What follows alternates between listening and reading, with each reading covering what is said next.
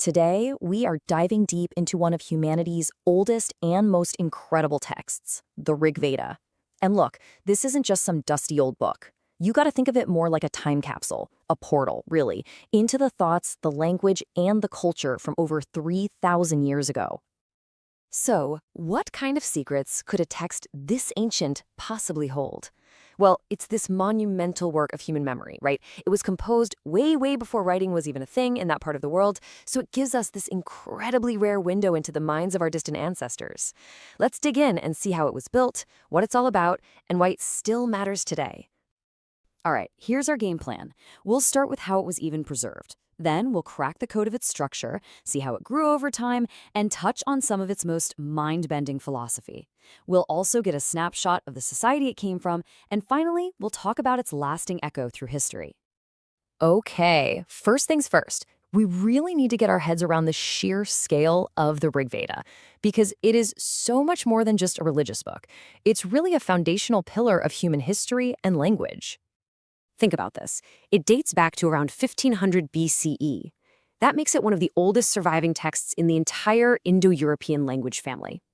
You know, the family that gives us everything from English and Spanish to Russian and Persian. So studying the Rigveda, it's kind of like looking at the linguistic DNA for a huge chunk of the world. It's that fundamental. So how in the world do you organize this massive collection of knowledge, especially when you can't even write it down?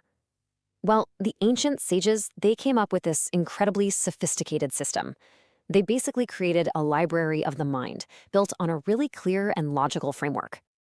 The whole collection is divided into 10 main sections. These are called mandalas, which you can just think of as books.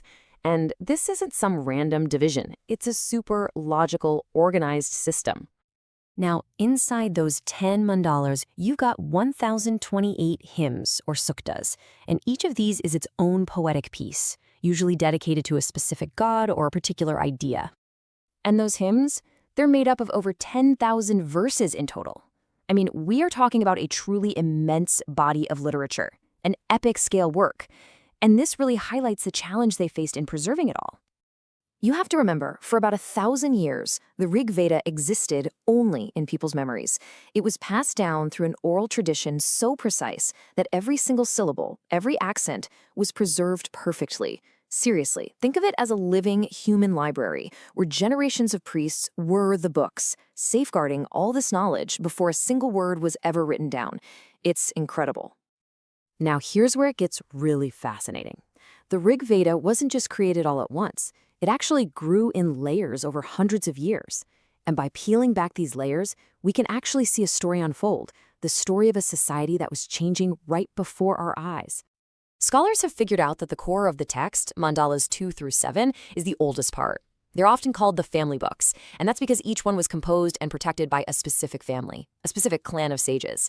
The later editions, mandalas 1 and 10, are different. They're collections of hymns from a much wider range of authors. And this structure, it gives us this powerful clue about how their society was evolving. The early family books suggest a world where sacred knowledge was a family heirloom, passed down from father to son within a clan. But the later mandalas, with all their diverse authors, they point to a more integrated community, where knowledge was being shared across different families. It tells us their world was getting bigger and more complex. And it's in those later editions, specifically in the 10th mandala, that we find some of the most profound philosophical thinking. This includes a hymn that asks questions that, honestly, could have been written yesterday. This is the famous Nasadiya Sukta, the hymn of creation, and it starts by just wiping the whole slate clean, trying to imagine a time before everything. Then there was neither non-existence nor existence. Right off the bat, it's challenging our most basic ideas of what's real. And the hymn just keeps going, peeling back layer after layer of the cosmos. No death, no immortality, not even a difference between day and night. It's this deep dive into the ultimate mystery, into a state that existed before time and being itself. It's pretty heavy stuff. What's truly stunning about this hymn is its spirit. It doesn't pretend to have all the answers. In fact, it ends with this profound sense of humility, asking if even the gods know how creation really began. And this spirit of, asking questions, of being okay with mystery and accepting the limits of what we know, It's a remarkable parallel to the spirit of modern scientific cosmology. But the Rigveda isn't all high-level philosophy. It's also an incredibly rich historical document. It gives us a snapshot of a complex society, one that was clearly going through some major changes. For example, if you look at the earlier parts of the text, women held a pretty respected position. They took part in religious rituals, they received an education, and there's absolutely no mention of later practices like child marriage or sati. The Rig Veda even names several female sages and philosophers, like Lopamadra and Gosha, who actually wrote some of these hymns themselves. But then, in that later 10th mandala, we see a huge shift. The famous Purusha Sukta hymn comes along, and it describes the origin of 4 social classes, the Varnas, coming from the body of a giant cosmic being. This is where we see the beginnings of a more rigid, hierarchical social structure, which is a big contrast to the society we see in the earlier books. It's just a crystal clear sign of a society in transition.